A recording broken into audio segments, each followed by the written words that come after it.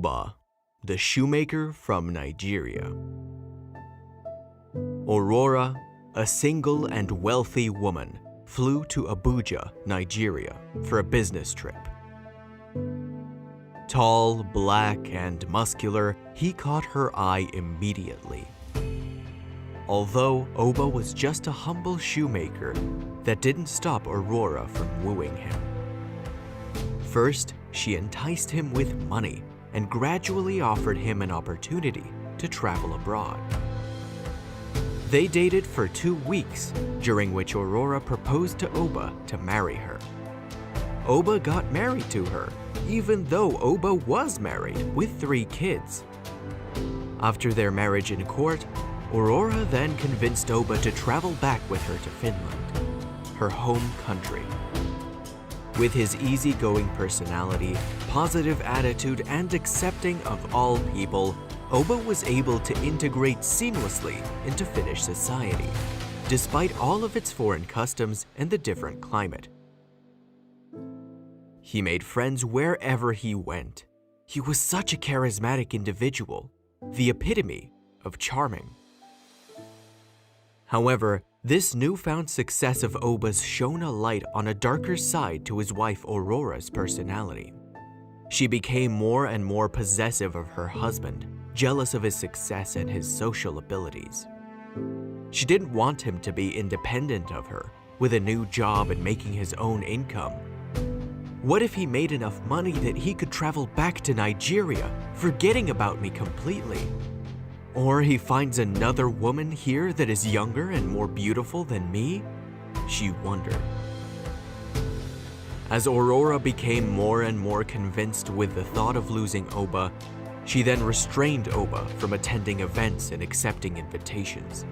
She made him completely rely on her earnings as his means of livelihood. As if that wasn't bad enough, her insecurity compelled her to consult a Chinese conjurer. She offered him a lot of money to turn Oba's fortune to misfortune. After the Chinese conjurer cast a spell on Oba, his whole life turned around. His spirit was broken. He lost all ambition, charisma, abandoned his family back home, and isolated himself from everyone except Aurora.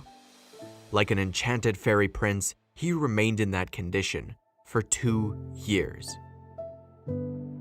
Usually, Aurora carried Oba's phone along with her anywhere she went. But on this day, Aurora forgot. While Oba was home doing dishes, he heard his phone ring. He answered the phone thinking it was Aurora but heard his mom's voice. He fell into silence as his mom called out his name, Oba. She lamented about how she had tried every day to reach him for the past 2 years, but the call dropped each time. As if the spell on Oba broke, he cried uncontrollably as his mom expressed her disappointment in him. He kept on crying as he spoke to her. His mom, who couldn't hold back her emotions, started to cry too. After speaking to his mom, he spoke to his wife and kids who have been waiting anxiously to speak to him. He apologized to his family for not keeping in touch with them. His mother advised to find a way to come back to Nigeria, even if he had to lie to his wife that she was dead. When Aurora got home that day, Oba lied to her that his brother had called and told him their mother passed away a day before, adding that as a first son he must return home to bury his mother. She was livid, but pretended to be supportive.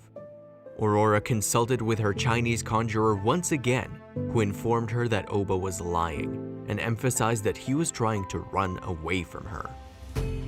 Aurora, angry at the fact that Oba was lying to her, told the Chinese conjurer to cast a stronger spell on Oba that will make him love no one else but her.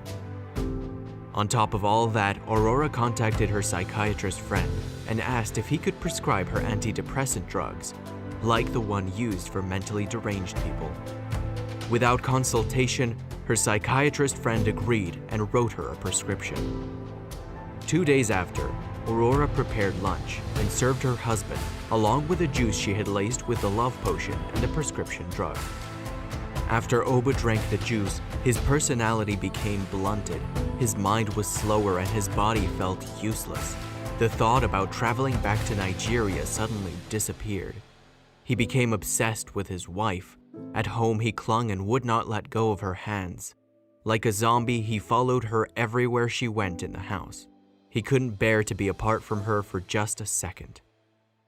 His obsessive love for Aurora continued for about a month. At first, she loved it, but it became overwhelming and she started feeling irritated by it. She went back to the Chinese conjurer and asked him to undo the spell on Oba. The Chinese conjurer told her, unfortunately, the spell can't be undone. As she could no longer cope with Oba's behavior, she took a break from him. She went and lived with her parents for a week. During that period, Oba, who was locked up in the house, alone, became impatient. He had called Aurora's phone, but she wouldn't answer. He began to hallucinate. He heard incessant voices in his head telling him Aurora was cheating on him with another man. As a result, he started destroying all of her belongings. He even burnt pictures that didn't have him and Aurora. After a week with her parents, Aurora started to feel a pang of guilt for leaving Oba all alone at home. As the thought kept playing in her mind, she began to contemplate going back home.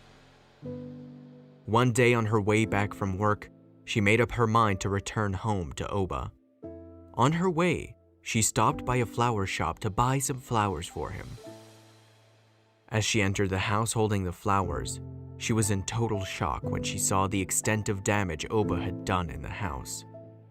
Oba, standing 5 feet away, stared her down as he cried out, "Where have you been?" Terrified that Oba might hurt her, she ran out and into the street in a panic, leaving the flowers behind her.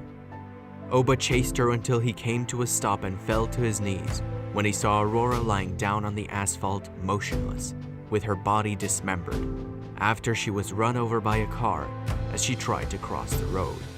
As the paramedics arrived and wheeled her body into the ambulance, Oba cried his eyes out.